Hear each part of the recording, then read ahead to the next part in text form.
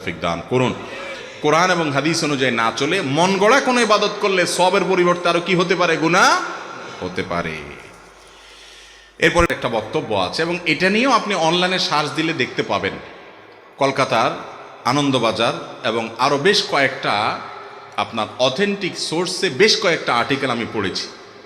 গায়ে হলুদের এই যে কালচার আমাদের দেশে হয়, সবাই করেন কম বেশ, বিয়ে করবেন আর গায়ে একটু হলুদ মাখবেন না, এটা তো হয় না। মাখছেন, হয়তো অনেকে মাখছেন, অনেকে মাখবেন। এটার পেছনে একটা বিশ্বাস কাজ করে যে নবদম্পতির তাদের দাম্পত্য জীবন সুখকর হয় শুধু হলুদ না, দুবলা এটা সেটা অনেক কিছু দিয়া বিশেষ কিছু কাজ করলে, মাখামাখি করলে, কোনো প্রক্রিয়ায় আপনার এই গায়ে হলুদ ইত্যাদি করলে তাতে নাকি নবদম্পতির সুখ হয়। এটা কোনো মুসলমানের বিশ্বাস? মুসলমানের বিশ্বাস না। মুসলমানের সুখ এবং শান্তির মালিক কে? আল্লাহ। গায়ে হলুদের নাম দিয়া ওই অনুষ্ঠানে বেপরদিগি করে, মিউজিকের ছড়াছড়ি করে, হারামের ভিতরে হাবুডুবু খেয়ে আপনি যদি বিয়ে করেন, ওই বিয়েতে দাম্পত্য জীবনে সুখ করতে হবে, ওখানে আল্লাহর গজব তো এমনিই নাজিল হবে। কিন্তু আজ ঠিক বলতেছেন যুবক, আপনি কি পারবেন হলুদ মুক্ত এই অনাচার মুক্ত বিয়ে করতে? সে হিম্মত আছে? তাই বলে মা বাবার সাথে, মুরব্বীদের সাথে বেয়াদবি করার দরকার নাই। সুন্দর করে বুঝায় বলবেন যে বাবারে, আমার গাত হলুদ মরিচ যা মাখা লাগে আমি নিজে মাখবো, বা পুরুষরা পুরুষদের মাখবে, মহিলারা মাখবে। যদি এটাতে বিউটিফিকেশনে কিছু থাকে, যে দেখলে সুন্দর হয়, শরীরটা সুন্দর হয় বা ত্বকটা ভালো হয় বিয়ে উপলক্ষে, ঠিক আছে করলো। এই উদ্দেশ্যে যদি হয় তাহলে সেক্ষেত্রে ওই যে শরীয়তের সীমানা লঙ্ঘন যেন না হয় সেদিকটা করতে হবে। কিন্তু যেটা হয় গায়ে হলুদের নামে, ভাই কি হয় বলেন? ছেলেদেরকে মেয়েদের অনুষ্ঠানে ছেলে মেয়ের মাখামাখি এবং হারাম মিউজিকের ছড়াছড়ি এবং অজস্র অপকর্মের ছড়াছড়ি, এগুলোর মাধ্যমে দাম্পত্য জীবনের সুখ হয় না, অসুখ হয়, আরো অশান্তি হয়। আল্লাহ তাআলা আমাদেরকে বুঝার তৌফিক দান করুন। অনেকে আবার বলে, এখানে একটা হাদিস নিয়ে আসে, একজন সাহাবী বিয়ে করে আসার পর নবী সাল্লাল্লাহু আলাইহি ওয়াসাল্লাম বলেছেন, আরে তোমার গায়ে কালার দেখা যাচ্ছে, বিয়ে করছো নাকি? বলে হ্যাঁ রাসূলুল্লাহ, বিয়ে করছি। তো এইটা দিয়ে আমাকে অনেকে বলে যে তাহলে বোঝা গেছে বিয়ের সময় গায়ে কালার লাগানো জায়েজ আছে, হলুদে কালার আছে, অতএব সেটা জায়েজ আছে। তো আমি তো বলছি ভাই, কালার হিসাবে যদি আপনি লাগান, হলুদ কেন লাগাবেন? টকটকে লাল মরিচ লাগান, সমস্যা কি? এটা তো আপনার ব্যাপার। কিন্তু এটার ইতিহাস যখন আমরা ঘাঁটি, তখন তো সেখান থেকে ভিন্ন কিছু বলে। মুসলমানের সন্তান তো সেটা করতে পারে না। দুইটা জায়গাতে মানুষ ইসলামকে টানে। আমাদের দেশে মুসলমান দুই কিসিমের। কয় কিসিমের মুসলমান? এটা আব্দুল্লাহ জাহাঙ্গীর রহমানুল্লাহর বক্তব্য। স্যার বলতেন মুসলমান দুই প্রকার আমাদের দেশে। এক হলো সেকুলার মুসলমান, আর একটা হলো রেগুলার মুসলমান। একটা হলো সেকুলার মুসলমান, আরেকটা হলো রেগুলার মুসলমান। রেগুলার মুসলমান মানে কি? ইন্না সালাতি ওয়া নুসুকি ওয়া মাহইয়ায়া ওয়া মামাতি লিল্লাহি রাব্বিল আলামিন। আমার সালাত, আমার হজ, কুরবানি, আমার উপার্জন, আমার ব্যয়, আমার জীবন মরণ, আমার সব কিছু আল্লাহর জন্য সমর্পণ করলাম। আল্লাহ যা বলবেন তা, আমার গোটা জীবন তার কাছে সমর্পণ করে দিয়েছি। এ হলো রেগুলার মুসলমান। আর সেকুলার মুসলমান হলো জুমার দিন মসজিদে যাওয়ার সময় প্যান্ট থেকে টুপিটা বের করে, লম্বা করে, ভাঁজ করে, সুন্দর করে দিয়ে নামাজটা পড়লো। নামাজ শেষে মসজিদ থেকে বের হয়ে টুপিটা এমনি করে খুলে সুন্দর করে ভাঁজ করে প্যান্টে এমনভাবে ভাঁজ করে রেখে দিল, ওইটা টুপি ভাঁজ করে নাই, তার গোটা ইসলামটা, ধর্মটা ভাঁজ করে রেখে দিচ্ছে। ঠিক না ঠিক? বলে আপনি কেমনে বুঝলেন টুপির সাথে ধর্ম ভাঁজ করছে? আমি বুঝছি এজন্য যে টুপি ভাঁজ করে সে আবার চুরি, ডাকাতি, 2 নম্বরে টিন চুরি, গম চুরি সব আগের মতো করতেছে। তাহলে সেক্ষেত্রে এই টুপি ভাঁজটা টুপি ভাঁজ হয় নাই, এটা তার ধর্মের ভাঁজ হয়ে গেছে। ঠিক না? ঠিক যারা বলতেছি আমরা অনেকে এ রোগের রোগী। আল্লাহ তাআলা আমাদেরকে হেদায়েত দান করুন। আল্লাহ তাআলা আমাদেরকে পরিপূর্ণভাবে ইসলামে দাখিল হওয়ার তৌফিক দান করুন। ভাইরা আমার, তো যে কথা বলছিলাম যে পরিপূর্ণভাবে ইসলামে দাখিল না হওয়ার কারণে এই যে সেকুলার মুসলমান যারা মনে করে যে টুকটাক দড়ি মাছ নাচুই পারে, 2-4 ওয়াক্ত নামাজ কালাম পড়লাম, একটু মাঝে মধ্যে টুপিটা বাঁধিলাম, ঈদগাহে গেলাম টেলাম, একটু পাঞ্জাবি পড়লাম, বাস ইসলাম হয়ে গেল, এই টাইপের মুসলমান কখনো আল্লাহর কাছে নাজাতের আশা করা কঠিন। আল্লাহর কাছে নাজাতের আশা করতে পারে রেগুলার মুসলমান, যে নিয়মিত মুসলমান। ঠিক না ঠিক? অতএব এই বিষয়টাকে মাথায় রেখে মনে রাখতে হবে, আমার সব কাজ হতে হবে আল্লাহর উদ্দেশ্যে। আপনি জীবনে শুধুমাত্র 2 জায়গায় ইসলামকে টানবেন। আমি বলছিলাম যে আমাদের দেশে বেশিরভাগ মানুষ অন্য জায়গায় ইসলাম টানে না। দোকান দেওয়ার সময় হুজুর ডাক দেয় কি জন্য? দোয়া করার জন্য, নাকি হালাল হারাম জানার জন্য? কয়জন দোকানদার আপনাদের সোনাগাজীতে আছে যে দোকান করার সময় ওলামাদের মাদ্রাসার একজন উস্তাদকে রিকোয়েস্ট করছে, হুজুর একটু আসেন, আমার এই দোকানটাতে কোন কোন কাজ হারাম হতে পারে, কোন কোন কাজ হালাল হতে পারে, আমার একটু ধরাই দেন, বুঝাই দেন, যাতে আমি হারামে না পারি। এরকম লোক ডাকে? ডাকে কি জন্য?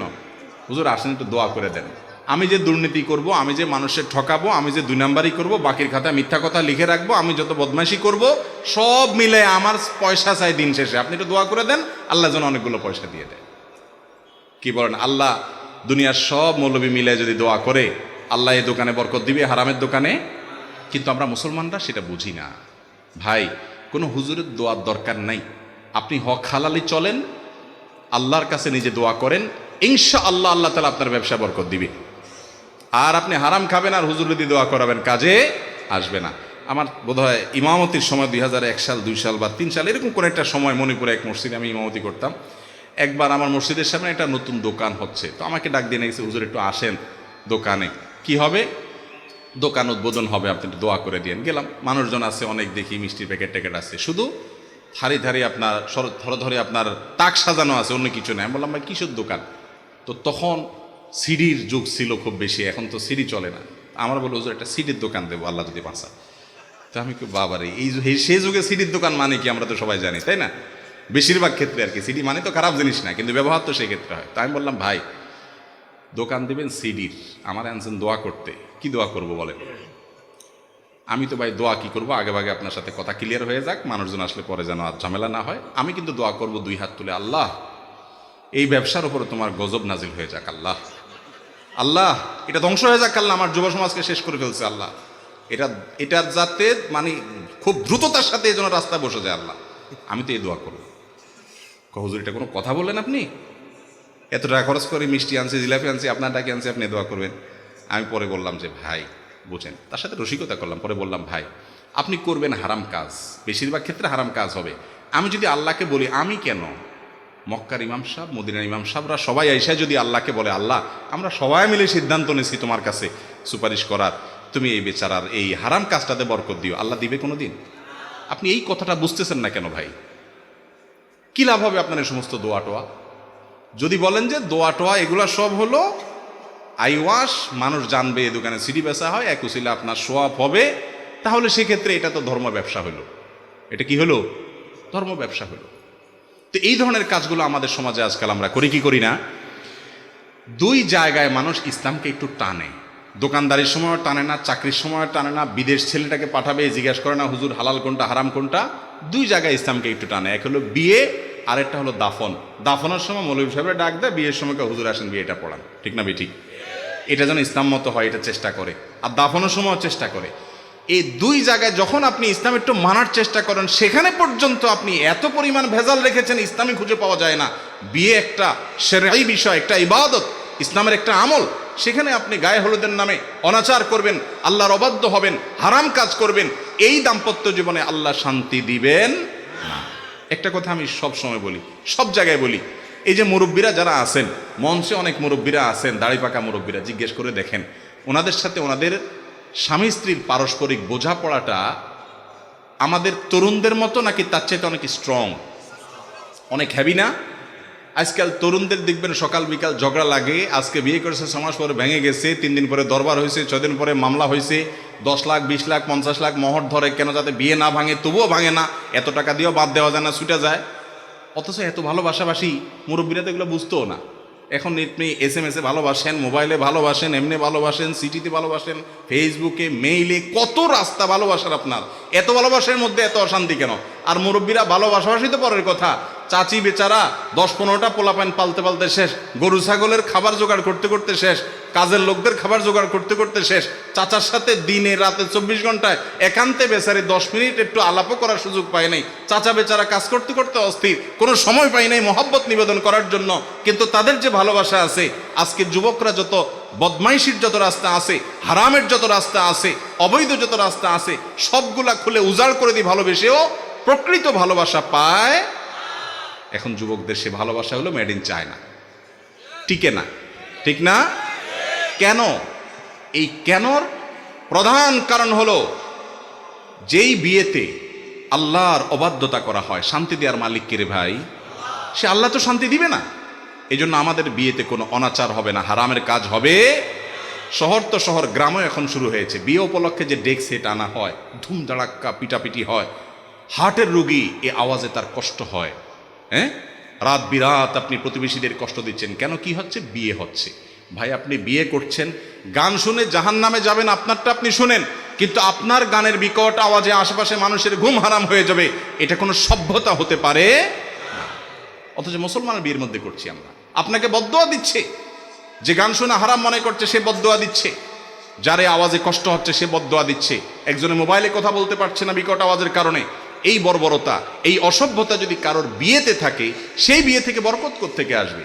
এই জন্য যুবকরা বিয়েকে সকল হারাম মুক্ত করে, অনাচার মুক্ত করে সুন্নাহ সম্মত বিয়ে করব ইনশাআল্লাহ। সুন্নাহ সম্মত বিয়ের রূপরেখা নিয়ে আমরা একটা আলোচনা দীর্ঘ কোনো একটা মাহফিলে করব। আল্লাহ তাআলা আমাদেরকে তৌফিক দান করুন।